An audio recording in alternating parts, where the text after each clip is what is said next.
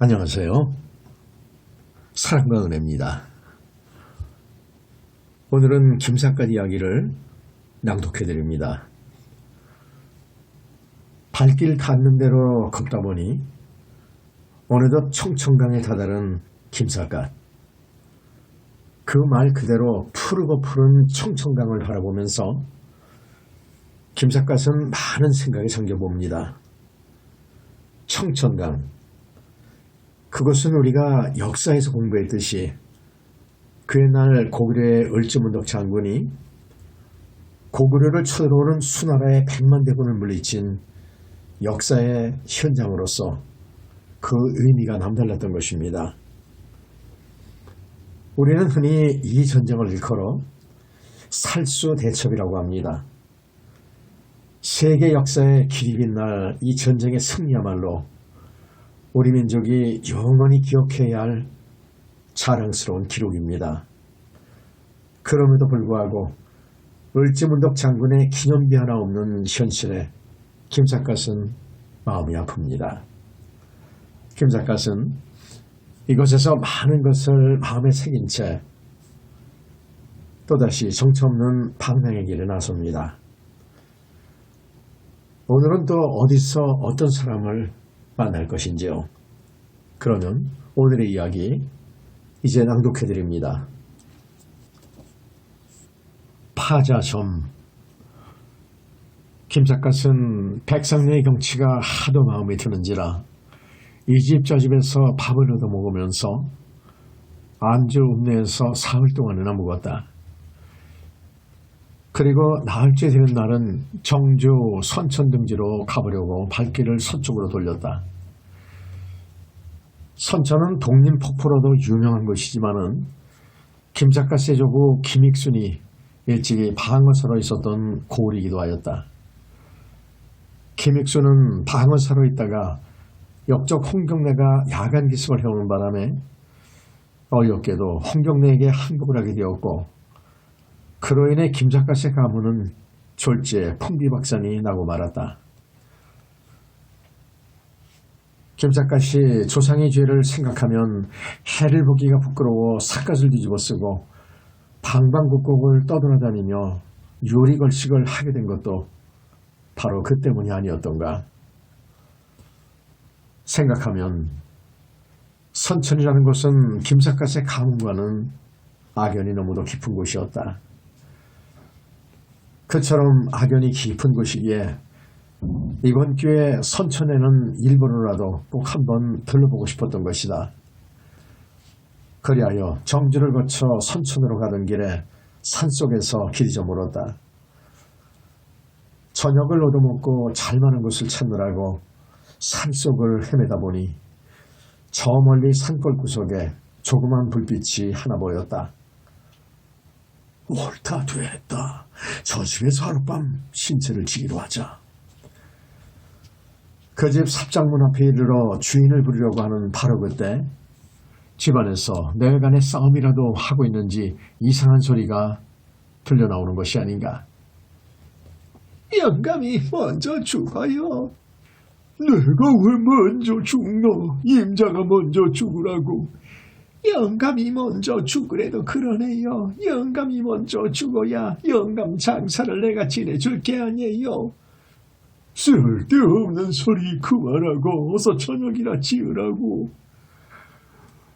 주인 영감은 그렇게 말하며 밖으로 나오다가 방문 앞에 김삿갓이 서 있는 것을 보고 깜짝 놀랐다. 당신은 누구요? 김삿갓은 머리를 정중히 숙여 보이며 이렇게 말했다. 저는 지나가는 행객이올시다. 길이 저물어 하룻밤 신세를 지고 갈까 했었는데 공교롭게도 네 분께서 싸우고 계신 것 같기에. 주인 영감은 그 소리를 듣고 소리를 크게 내 웃었다. 우리 두 늙은이가 서로 먼저 죽으라고 한 말을 싸우는 말인 줄 알았던 모양이구려. 아무 걱정 말고 어서 올라와요. 주인 영감은 김삿갓을 방 안으로 데리고 들어오더니 마누라를 소개하면서 오늘 저녁에는 손님이 한 분 오셨으니 저녁밥을 넉넉히 지어요. 하고 말한다. 80이 가까워 보이는 노부부였다. 그런데 그들은 어째서 서로 간에 먼저 죽으라고 우겨대었는지 김삿갓은 그들의 심정을 이해할 수가 없었다. 마누라가 저녁을 지으려고 부엌으로 나가버리자 주인 영감은 호롱불 앞에 앉으며 김삿갓에게 이렇게 말하는 것이었다. 손님은 우리 두 늙은이가 서로 간에 먼저 죽으라고 했던 말을 듣고 우리가 싸우는 줄 알았던 모양이구려. 그러나 실상 이제 그런 게 아니었다우. 김삿갓은 그 말을 듣고 웃을 수밖에 없었다. 싸우신 게 아니었다면 어째서 하필이면 그와 같이 듣기에 거북한 말씀을 나누셨습니까? 먼저 죽으라는 말이 듣기에 거북한 말이라고요? 그리고 주인 영감은 고개를 가로저어 보이며 우리같이 언제 죽을지 모르는 늙은이들에게는 먼저 죽으라는 말은 결코 거북한 말이 아니라오.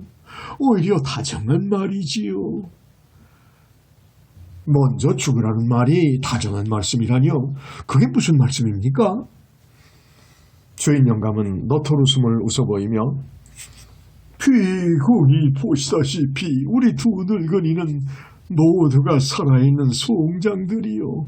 그나마 둘이 살다가 하나가 죽고 나면 남은 사람이 얼마나 고족하겠어.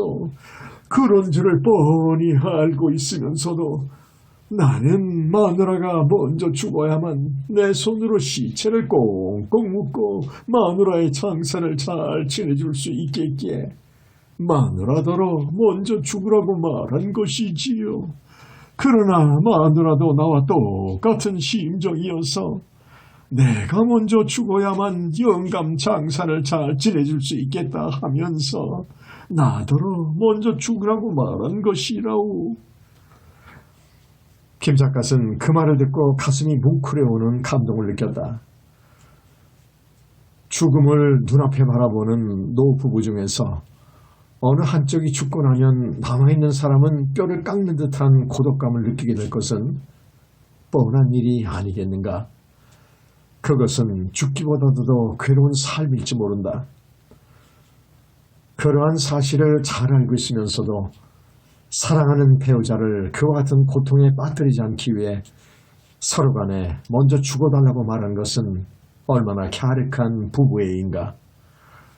저는 그런 줄도 모르고 두 분께서 싸우시는 줄만 알았습니다. 송장이나 다름없는 우리에게 무슨 싸울 일이 있겠소이까. 이제는 마누라의 시체를 내 손으로 묻어주는 일만이 나의 유일한 소망이지요. 그 점에서는 마누라도 내 생각과 별로 다름이 없어요. 듣기만 해도 등골이 써내려오도록 처량한 인생이었다. 두 분 사이에는 아들, 딸 간의 혈육이 하나도 없으십니까? 주인 영감은 아무 대답을 안 하고 한동안 까닭물을 우수에 잠겨 있었다. 그러다가 가벼운 한숨을 쉬며 이렇게 대답하는 것이 아닌가. 자식이 없기는 왜 없었겠소. 봉강자리 같은 아들이 삼형제나 있는걸요. 그러나 내 팔자가 사나워서. 거기까지 계속하다가 말을 삼켜버렸다. 아들이 삼형제나 있는데도 80 노부부가 단둘이 살고 있다는 데는 놀라움을 금할 길이 없었다. 아니 그럼 아드님들은 어디 가고 두 분만 단둘이 살고 계시다는 말씀입니까? 주인 영감님은 한동안 우수에 잠겨있다가 혼잣말 비슷이 중얼거렸다. 명이 짧아 죽었다면 원통하지는 않겠소. 장사 같은 새 아이를 홍경내 난으로 하루아침에 모두 잃어버렸다우. 김삿갓은 홍경내 난이라는 소리에 가슴이 따끔하였다. 홍경래의 난으로 죽었다면은 그 당시 선천방어사였던 자기 할아버지와 무슨 관련이 있을 것 같았기 때문이었다. 그리하여 눈 딱 감고 이렇게 따져 물었다. 아드님 삼형제를 일시에 잃어버려서 얼마나 비통하셨겠습니까? 아드님들은 관군이었습니까? 반군이었습니까? 주인 영감은 그런 질문을 받자 벼랑간 얼굴에 노기를 띠며 에이 여보시여, 내 아들이 아무리 못난 놈들이기로 나라를 배반한 역적의 무리들과 한패가 되었을 것 같소. 우리 집 아이들은 당당한 관군이었다오. 그리고 잠시 뜸을 두었다가 소위 방어서라는 작자가 죽으면 죽었지 역적놈들한테 항복을 했으니 그게 어디 말이 되는 소리요. 그 당시 우리 집 아이들은 쫄병에 지나지 않았지만 총사령관인 방어사가 역적에게 항복했다는 말을 듣고 울분을 참지 못해 자기 나름대로 반란군에게 덤벼들었다가 반란군의 총칼에 무참하게 늘 죽어버린 것이요. 하고 말하는 것이 아닌가. 김삿갓은 그 말을 듣는 순간 얼굴이 화끈 달아올라 머리를 들 수가 없었다. 주인 영감의 세 아들을 억울하게 죽게 만든 사람은 다름 아닌 자기 할아버지였기 때문이었다.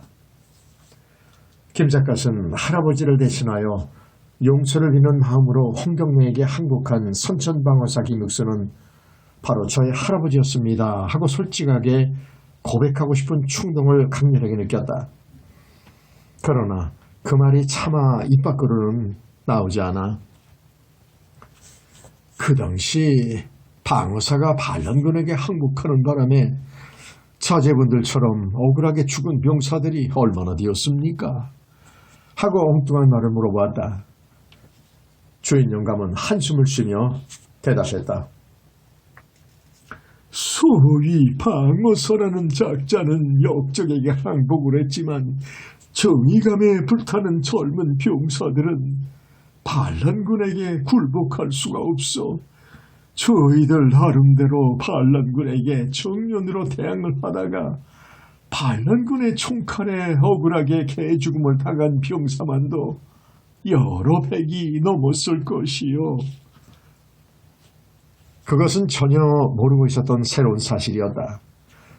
김삿갓은 할아버지가 반란군에게 항복한 사실이 부끄러워 수제 집을 나와버리고 말았지만은 할아버지의 잘못으로 인해 수많은 애국 병사들까지 억울하게 희생이 되었을 줄은 꿈에도 몰랐던 일이었다. 그렇다면 방어사 김익수는 나라에 용서받지 못할 죄를 저질렀을 뿐만 아니라 사랑하는 부하들에게도 많은 죄를 범한 셈이 아닌가. 주인 양조는 성품이 워낙 인자한 편이어서 김삿갓을 아들처럼 따뜻하게 대해주었다. 그러나 김삿갓은 그런 대접을 받을수록 마음이 괴로워 견딜 수가 없었다. 나의 할아버지가 방어사로서 처신을 잘못했기 때문에 지금도 선천지방에는 주인 부부들처럼 불행하게 된 노인들이 얼마나 많을 것인가. 그 일을 생각하면 선천지방에는 팔을 들여놓을 면목이 없었다. 그야 물론 자기만 시치미를 떼고 있으면 선천지방 사람들은 자기가 옛날에 방어사였던 김익순의 손자임을 아무도 모를지는 모른다. 그러나 뻔뻔스럽게도 양심을 숙여가며 선천지방으로 천연덕스럽게 떠돌아다니기가 어쩐지 마음에 꺼렸던 것이다. 이날 밤 김삿갓은 주인 양주의 얼굴을 대하기가 거북스러워 일찌감치 잠자리에 들었으나 잠이 오지 않아 밤을 거의 뜬 눈으로 세웠다. 40여 년 전에 할아버지가 저지른 죄악으로 인해 40년 후인 오늘의 자기가 괴로움을 당할 줄은 몰랐던 것이다. 불교에서 말하는 한 사람의 업은 그 결과가 자손 만대까지 미친다는 말은 바로 그런 뜻이 아닌가 싶었다. 다음날 김삿갓은 주인 양조에게 몇 번이고 머리 숙여 배려하고 다시 나그네 이 길에 올랐다. 얼마쯤 오다 보니 어느 농가 마당에서 소가 새끼를 낳으려고 신고를 하고 있었고 주인인 듯 싶은 중늙은이는 풀밭에 주저앉아 그 광경을 지켜보고 있었다. 김삿갓은 다리도 쉬어갈 겸 소가 새끼 낳는 구경도 하고 싶어 주인 옆 풀밭에 털썩 주저앉았다. 소가 새끼를 낳으려는 모양이죠? 아까부터 신고를 했으니까 아마 곧 낳게 될 것이요. 김삿갓은 주인 늙은이와 담배를 피워 나누면서 주인 양반은 소가 아들 낳기를 바라시오, 딸 낳기를 바라시오 하고 우스갯소리로 농담을 던졌다. 주인 늙은이도 농담으로 받아넘긴다. 그야 물론 딸보다는 아들 낳기를 바라지요. 암송아지와 숫송아지는 값이 다른걸요. 그럼 나도 아들 낳아주기를 빌어드려야 하겠군요. 아무튼 생명이 하나 새로 태어난다는 것은 기쁜 일이 아닐 수 없소이다. 그와 같이 실없는 소리를 주고받는데 마침 새끼가 나오게 되자 주인은 부랴부랴 달려가 탯줄을 끊어주려고 했다. 여보시오, 아들이요, 딸이요. 김삿갓은 마치 자기 자신에 관한 일이긴 한 것처럼 소리쳐 물어보았다. 주인 늙은이는 소의 탯줄을 끊어주며 큰 소리로 이렇게 대답했다. 노형독택의 딸이 아닌 아들을 낳았소. 김삿갓은 앉은 자리에서 다음과 같은 노스레를 쳐보았다. 아들을 낳았으니 노용댁 금년운수는 대통이구려. 옛날 문자로는 딸을 낳으면 농화지경이라 하고 아들을 낳으면 농장지경이라고 일러온다우. 올해는 을축년 소띠에 숫송아지를 낳았으니 노용댁 숫송아지야말로 진짜 송아지임이 틀림없소이다. 주인은 해산 뒤싹거리를 해주면서 소에도 진짜 소가 있고 가짜 소가 있나요? 그 양반 못하시는 말씀이 없으시네. 주인 양반은 무슨 말씀을 하고 계시오? 아무리 소라도 말띠에 난 소는 절반만이 소일 뿐 나머지 절반은 말에 넋일 것이고 돼지띠에 태어난 소는 절반만이 소고 절반은 돼지 넋일 것이요. 그런 의미에서 본다면 소의 해에 태어난 노영댁 송아지야말로 진짜 송아지가 아니고 뭐겠소이까. 김삿갓은 그와 같은 입심을 한바탕 부리고 나서 생명이 새로 태어났으니 이제는 사주를 알아둬야 할 게 아니오 하고 얼토당토하는 말을 씹으려 했다. 주인 늙은이는 어처구니가 없는지 너털웃음만 웃는다. 예, 여보시오. 사람이 아닌 소에게 무슨 놈의 사주란 말이오. 허허, 주인 양반은 모르시는 말씀만 하시네. 옛날부터 소는 농민의 조상이라는 속담이 있는 줄도 모르시오. 소라는 동물은 사람과 다름이 없는 영물이라오. 그 옛날 도관이라는 선비는 아버지가 돌아가시자 밑자리를 찾아다니다가 결국은 소가 누워 낮잠 자던 자리에 아버님을 모신 일이 있다오. 소가 누워 자던 그 자리가 천하의 명당이었기 때문이지요. 그래서 그때부터 명당 자리를 운연지라 부르게 되었다오. 물론 김삿갓도 소에게 사주가 필요하다고 생각지 않았다. 다만 심심파적으로 옛날의 고사까지 들먹어가면서 객담을 한바탕 늘어놓고 나서 돈이 드는 일은 아니니까 지금 태어난 송아지의 사주를 내가 한번 잡아드릴까요? 라고 말했다. 주인 늙은이는 또 한 번 너털웃음을 웃어 쌓는다. 사주를 기어이 잡아주고 싶거든 노영이 잡아보시구려. 좋소이다. 그렇다면 송아지의 사주를 내가 잡아드리지요. 그리고 김삿갓은 손가락으로 육갑을 짚어가면서 을축년에 태어났으니까 태세가 을축이면 틀림이 없고 이달이 7월인데 7월 월거는 병인일 것이고 하는 식으로 송아지의 사주를 알아내기에 여념이 없었다. 불교에는 윤회설이라는 학설이 있다. 사람은 전생에서 업을 쌓기에 따라 이생에서는 소로 태어나기도 하고 돼지로 태어나기도 하고 혹은 닭이나 벌레로 태어나기도 한다는 것이다. 김작갓은 어떤 스님한테서 그런 말을 들은 일이 있기에 짓궂게도 송아지의 사주를 장난삼아 주인에게 알려주었다. 이윽고 길을 떠나 선천 방향으로 한나절쯤 걸어오다 보니 이름 모를 장거리가 나온다. 가는 날이 장날이라는 말이 있듯이 그날이 바로 그 지방 장날이어서 어느 담장 옆에 점쟁이가 돗자리를 펴놓고 손님을 기다리고 있었다. 점쟁이 노릇을 하려면 주역이나 상서 같은 책을 많이 읽었어야 할 것은 말할 것도 없다. 그러나 그 점쟁이 늙은이는 옷에 때국이 꾀지지에 흐르고 있는 데다가 어딘가 모르게 곰팡내가 푹푹 풍기는 꼴이 아무리 보아도 지식이 풍부해 보이지는 않았다. 그럼에도 불구하고 바람벽에 써붙인 광고문을 보면 관상, 수상, 사주, 택일, 궁합, 연운, 일운, 토정, 비결, 당주역 뭐든지 송곳처럼 꼭꼭 알아맞히는 우주철학사주인 백운거사라는 거창한 선전문을 늘어놓고 있는 것이 아닌가. 그러고도 부족해 그 옆에는 다음과 같은 선전문도 별도로 걸어놓고 있었다. 어떤 재앙이나 어떤 애군에 대해서도 사전에 막아낼 수 있는 특별 방술도 알려줄 수 있음. 그러한 선전문을 한 번 읽어보았다 하면 누구나 걸려들지 않을 수가 없도록 되어 있었다. 이 세상에 근심 없는 사람이 어디에 있으랴. 집안에 조그만 우환이라도 있는 사람이라면 점장의 능수능란한 선전술에 꼼짝 못해 걸려들 것이 틀림없었다. 김작갓은 그러한 선전문을 읽어보고 속으로 코웃음을 쳤다. 저 늙은이가 육감이나 제대로 짚을 줄 알고 저런 선전문을 내걸었을까? 까닭모를 저항감이 느껴져 점장이를 멀리서 내려다보고 있노라니까 점장이는 옳다 한눈 걸려들었다 싶은지 어서 오십시오. 점이 맞지 않으면 복치를 받지 않을 테니 뭐든지 물어보시오. 하고 사뭇 큰 소리를 치고 나왔다. 김작갓은 점쟁이 옆에 슬며시 쪼그리고 앉았다. 사주 보는데 복채가 얼마죠? 객은 인상이 좋아 복채는 주는 대로 받겠어. 선전술도 능수능란하지만 사람을 휘어잡는 수법도 보통이 아니다.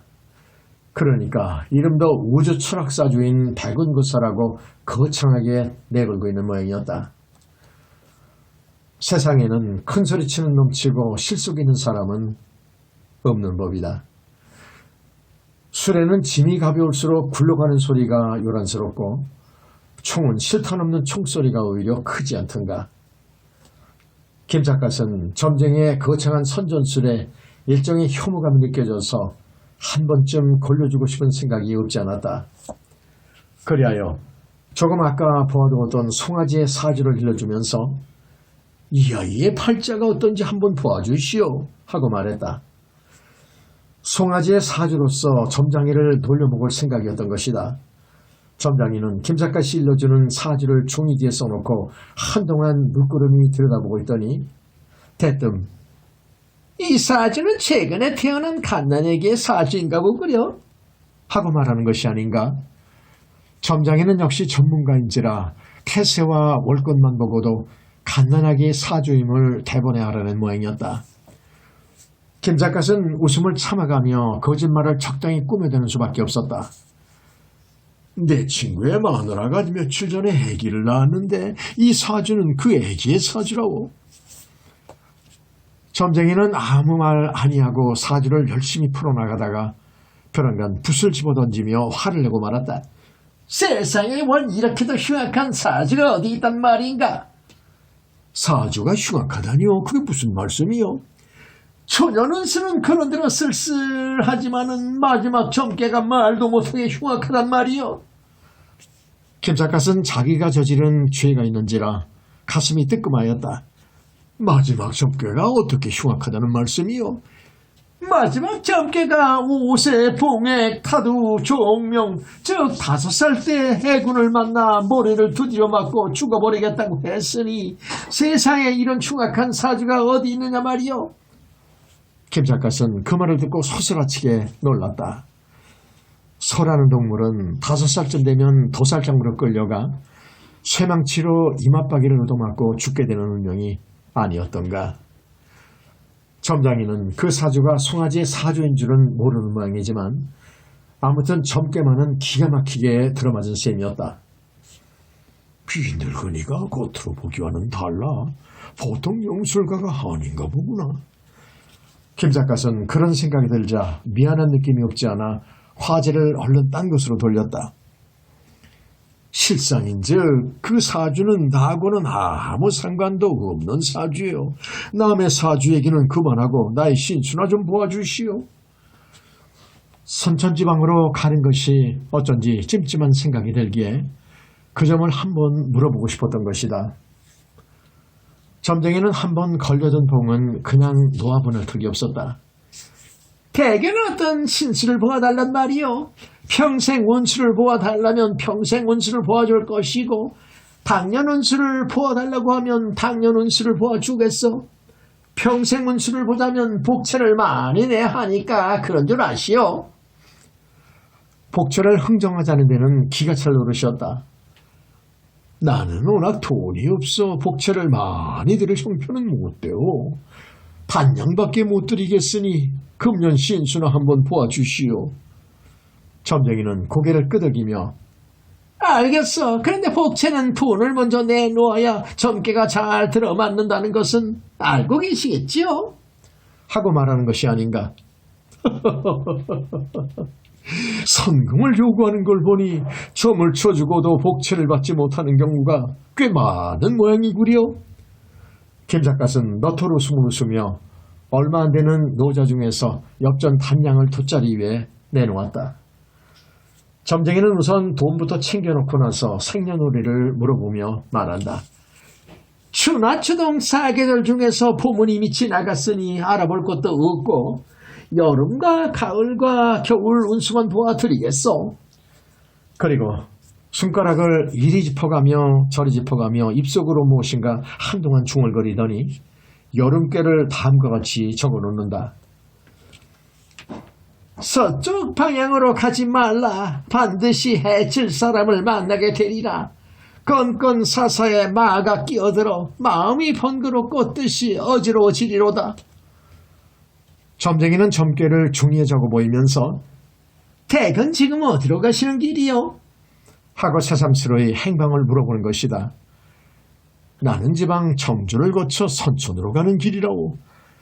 점쟁이는 그 소리를 듣더니 펄쩍 뛸 듯이 놀라 보인다. 뭐라고? 선천으로 간다고요? 선천은 여기서는 서쪽에 해당하는 곳이요. 못 모르고 그쪽으로 갔다가는 무슨 복면을 당할지 모르니 선천에는 가지 마시오. 김 작가는 점 같은 것은 별로 믿지 않아 왔다. 그러나 할아버지 관계도 있고 해서 선천에 가기가 어쩐지 찜찜하는 판이었는데 그런 점괘가 나왔으니 자기도 모르게 기가 위축되었다. 선천에는 가서는 안 된다는 말씀인가요? 만약 점괘를 믿지 않고 선천에 갔다가는 지중지어가 종무활개라 목숨이 위태로울지도 모르오. 김 작가는 본신은 장난삼아 쳐본 첨예지만하지 않았다. 그러나 선천으로 가면 점괘가 그렇게도 나쁘다니 선천으로 가기가 몹시 꺼림칙하였다. 모르고 살아가면 아무렇지도 않을 일이라도 정작 점을 쳐봐 점괘가 나쁘게 나오면 기분이 꺼림칙해질 것은 누구나 당연한 일이다. 선천이라는 곳은 할아버지 때부터 우리 가문하고는 무슨 상극지지였더란 말인가? 김 작가는 그런 생각이 들어 서쪽으로 가는 것이 나쁘다면 어디로 가는 게 좋겠소이까? 하고 물어보았다. 점장이는 육갑을 짚어보며 말했다. 사방지중에 북방최길이라 북방으로 가면 좋은 일이 많을 테니 북방으로 가시오. 서쪽으로 가는 것이 나쁘다면 묘양산이나 구경하고 싶은데 묘양산은 무슨 방향이요? 묘양산은 북방에 해당하오. 영변, 회천, 강계 등이 모두 북방에 해당하지요. 그렇다면 마침 잘 됐소이다. 묘양산을 거쳐 강계까지 가보기로 하겠어. 그런데 여름 운수는 그렇다 치고 가을 운수와 겨울 운수는 어떻소이까? 이왕 복채를 주었으니 가을 운수와 겨울 운수도 모두 받아보고 싶었던 것이다. 점쟁이는 가을 운수를 이렇게 적어 보였다. 머나먼 만리 장강을 배 한 척이 순조롭게 떠간다. 모든 일이 좋고 좋아서 세상 만사가 천하 태평하도다. 북방으로 가면 모든 일이 좋겠으니 꼭 북방으로 가도록 하시오. 김삿갓은 만리 장강의 일범 술로라는 구절이 마치 자기 자신의 모습을 묘사해 놓은 것 같아서 기분이 매우 좋았다. 가을께는 그렇다고 치고 겨울께는 어떻소? 점장이는 잠시 꿈찔거리더니 겨울패도 기가 막히게 좋소. 멀리 가면 불리하나 집에 있으면 크게 길하다. 반드시 귀인을 만날 것이니 즐거움이 그 속에 있으리로다. 겨울에는 아무데도 가지 말고 한 곳에만 머물러 있으시오. 그러면 귀인을 만나 즐거움을 크게 누릴 수 있을 것이오. 김삿갓은 점이라는 것은 별로 믿고 싶지 않지만은 좋은 점괘가 나와 기분이 매우 좋았다. 그러면 영감님의 말씀을 믿고 선천에 가기를 단념하고 묘양산을 거쳐 강계 지방으로 가기로 하겠소이다. 그렇게 말하고 막 일어서려 하는데 마침 장에 나온 시골 아낙네 하나가 김삿갓 옆에 털썩 주저앉으며 점쟁이에게 나 점점 쳐주시오 하고 말하는 것이 아닌가. 김삿갓은 일어서려다 말고 도로 주저앉았다. 그 여인의 점치는 광경까지 구경하고 나서 일어날 생각이었던 것이다. 점쟁이가 여인에게 묻는다. 무슨 예요? 무슨 점을 치려고 오셨소? 여인이 대답한다. 바깥 양반이 한 달 전에 장사차 집을 나갔는데 석 달이 넘도록 돌아오지 않아요. 어떻게 된 일인지 궁금해 못 견디겠는데요. 그러면 사주를 봐야 하겠구만. 바깥 양반의 사주를 가지고 오셨는가? 사주가 무슨 사주예요? 나 같은 시골뜨기가 주인 양반의 사주를 알기나 하나요? 사주를 모른다면 간단한 방법으로 파자점을 쳐드릴까? 좋을 대로 해주세요. 점쟁이는 돗자리 위에 놓여있는 한문책 한 권을 집어들더니 여인에게 내밀어주며 말했다. 보다시피 이 책에는 글자가 많이 씌어있어. 이 책 어디에서나 마음 내키는 대로 글자를 한 자만 골라 잡으시오. 그러면 당신 남편의 운수를 그 글자로서 풀어주도록 하겠소. 김삿갓은 그 여인이 어떤 글자를 골라 잡을지 흥미가 진진하였다. 여인은 책을 받아들고 이리 뒤적 저리 뒤척 하더니 양약자를 손가락으로 집어 보이면서 이 글자로 점을 쳐주세요 하고 말했다. 글자의 뜻을 알고서 골라잡은 것이 아니라 글을 모르니까 되는 대로 짚어보인 글자임은 말할 것도 없다. 김삿갓은 점쟁이는 아니지만 파자점에 대해서는 약간의 상식을 가지고 있었다. 가령 누가 땅 위에 한일자를 써놓고 점을 쳐달라고 했을 때에는 그 사람의 차림새와 풍채 등을 보아가면서 어떤 사람에게는 흙 돛자 위에 한 획을 더 그었으니 임금님의 품격을 가졌구려 하기도 하고, 또 어떤 사람에게는 길 위에서 지팡이를 끌고 가니 그지 신세가 분명하다 하는 식으로 적당하게 풀어주는 것이 소위 파자점인 것이다. 그러나 김삿갓은 점의 전문가는 아니다. 그러기에 약자와 같이 복잡한 글자를 점쟁이가 과연 어떻게 풀어낼 것인지 매우 궁금하였다. 점괘 그 자체에 대해서는 아무 관심도 없지만은 약자를 어떻게 풀어주려는지 그 점에는 관심이 깊었던 것이다. 여인이 글자를 짚어 보이자 점장이는 조금 전에 김삿갓에게 했던 것과 똑같은 수법으로 점이라는 것은 복체를 먼저 내놓아야 점괘가 잘 들어맞는 법이요 하고 복체부터 내놓으란다. 점쟁이의 복서력이 어떤지는 알 길이 없어도 복체를 받아내는 수법만은 귀신 같았던 것이다.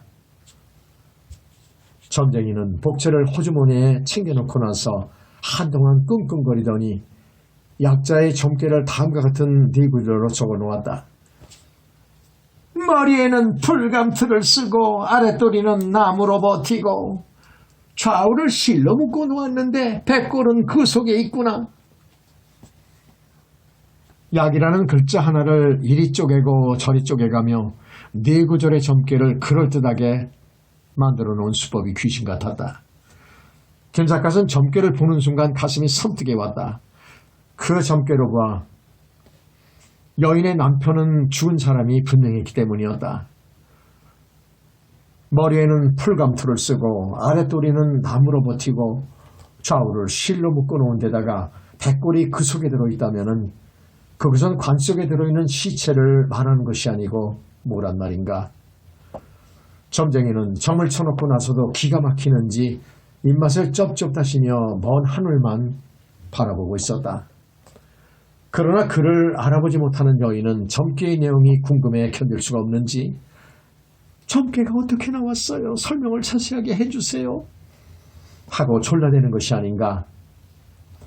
점쟁이는 점괘를 사실대로 말해주기는 거북한지 입을 연성 쩝쩝 타셔가면서 박간 양반은 당분간 집에 돌아오지 못할 것이요. 하고 점괘와는 거리가 먼 거짓말을 적당히 꾸며대고 있었다. 아무리 점쟁이라도 죽은 사람이라고 솔직하게 말해주기가 거북했던 모양이었다. 여인은 점쟁이의 말을 듣고 저기 실망하는 빛을 보였다. 당분간 집에 돌아오지 못한다면 몇 달 후에나 돌아올 것 같아요. 글쎄, 그것까지는 나도 모르겠는걸. 어째서 돌아오지 못한다는 거예요? 혹시 여자가 생겨서 돌아오지 않는 것은 아닐까요? 여인이 궁금한 것은 그 문제뿐인 모양이었다. 아니요. 애인이 생긴 것은 아니요. 그것만은 안심하시오. 그러나 당분간은 집에 돌아오지 못할 것만은 분명하오. 점쟁이는 10년 묵은 구렁이 같아서 죽었다는 말은 끝끝내 입 밖에 내지 않았다. 점괘가 그렇게 나왔다면 몇 달 더 기다릴 수밖에 없군요. 그렇다면 이번에는 내 신수나 좀 봐주세요. 모르는 게 상팔자라고 하던가. 그 여인은 자기 남편에게 죽었다는 점괘가 나왔으리라고는 꿈에도 생각하지 않고 있었다. 살아있는 사람을 위해서는 그 편이 다행한 일인지도 모른다. 김 작가는 그 비극적인 광경을 보고만 있을 수가 없어 부랴부랴 그 자리를 떠나버리고 말았다.